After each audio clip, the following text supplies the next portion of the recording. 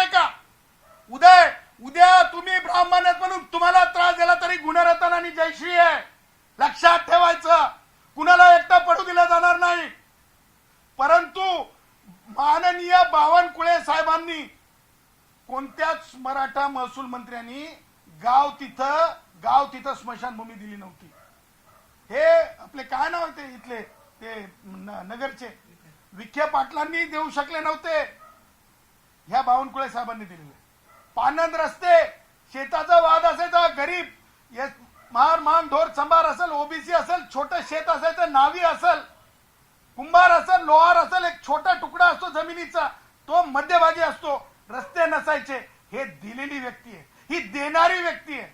ही land acquisition ऑफिसर्सला चला रे मुंबईतून बाहेर, पालघर मधून बाहेर, सगळ्यांना चान्स दिला जाईल काम करण्याचा, शुद्ध काम करण्याचा, ही कामाला लावणारी व्यक्ती आहे. आणि मग ही पोटदुखी आहे का? ही दुसरी पोटदुखी आहे का? ह्या सगळ्या गोष्टी गोळाबेरीजनं पाहिल्या जातील आणि कोणत्याच परिस्थितीत कुणाचा अपमान सहन केला जाणार नाही. माननीय मुख्यमंत्री असतील, तुम्ही विचाराल तुम्ही कोण? आम्ही मतदार आहोत. आम्ही राष्ट्रीय स्वयंसेवक संघ असेल, बौद्धांचा भिक्खू संघ असेल, आम्ही त्या संघाचे पाईक आहोत. आम्ही विचारधारेवाले आहोत. आमचा तो अधिकार आम्ही दिलेले मतदार आहोत. माय चीफ मिनिस्टर, माय चीफ मिनिस्टर, माय चीफ मिनिस्टर देवेंद्रजी, कोणालाच कोणत्याच परिस्थितीमध्ये चुकीचं बोललेलं आम्ही सहन करणार नाहीत. हे मला आजच्या पत्रकार परिषदेतून, आज जी आम्ही मनोज जरंगेच्या बाबतीत ही पत्रकार परिषद घेतली, या पत्रकार परिषदेच्या माध्यमातून जे आहे आम्हाला तुम्हाला सांगायचं होतं. आणि मनोज जरंगे जोडपो पत्रकार परिषदेचा हा पहिला अंक आहे. यानंतर तुम्हाला सांगतो, आम्ही सांगितल्याप्रमाणे गुन्हेही दाखल होतील, तक्रारी दिल्या जातील, कुणालाही सोडलं जाणार नाही. त्यामुळं गप बसायचं. सर्वोच्च न्यायालय सर्वोच्च समजून कोणी शानपण करायचं नाही. आरक्षणामध्ये जास्त बोलायचं नाही, मुख गिळून बसल्यासारखं. अरे आरक्षण बोगस ठरतंय, त्याच्यावर तुम्ही म्हणलं पाहिजे बोगस आहे. उलट तुम्ही असं म्हणणार का की नाही 100%, 100%, काय 100%, काय 100%? कोणाच्या बापाच्या घरची पेंड आहे का? बापाच्या घरची पेंड आहे का? Stop that nonsense everything.